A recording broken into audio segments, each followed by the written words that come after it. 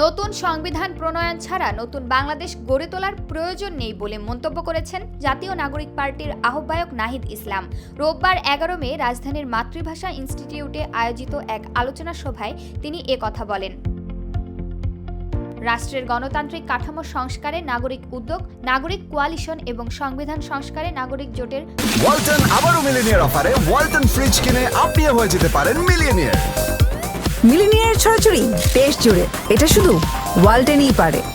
7 প্রস্তাবের উপর আলোচনা অনুষ্ঠিত হয়। নাহিদ ইসলাম বলেন, বিগত সময়ের সংবিধান মানবাধিকার রক্ষা করতে ব্যর্থ হয়েছে। নতুন সংবিধানের মাধ্যমে রাষ্ট্র ও জনগণের মধ্যে আস্থা ও সম্পর্ক স্থাপন করা সম্ভব। মৌলিক বিষয়ে ঐক্যমত না হয়ে অগুরুত্বপূর্ণ বিষয় নিয়ে একমত হওয়া ফলপ্রসূ হবে না। আওয়ামী লীগের রাজনীতি নিষিদ্ধ প্রসঙ্গে এনসিপির আহ্বায়ক বলেন, বিচার কার্যক্রমের একটি অংশ ইতোমধ্যে এগিয়েছে। এখন প্রয়োজন বিচারিক রোডম্যাপকে স্পষ্টভাবে উপস্থাপন করা, এতে জনগণের মধ্যে আস্থা জন্মাবে। প্রমা কান্তা কোয়েল, বার্তা 24।